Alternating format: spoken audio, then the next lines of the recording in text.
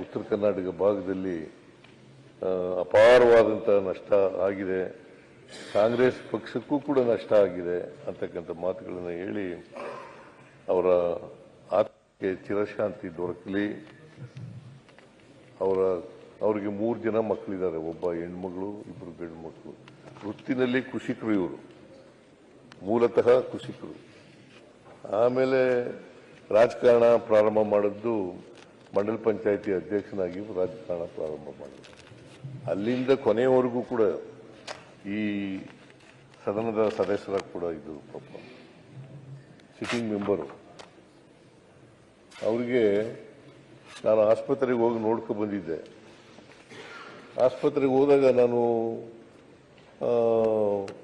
ಇನ್ನ 10 ವರ್ಷ ಬದುಕ್ತೀನಿ ಅಂತ ಪಾಪ ಹೇಳಿದ್ರು. 10 ವರ್ಷ ಬದುಕ್ತೀನಿ ನಾನು ಅಂತ ಹೇಳಿದ್ರು.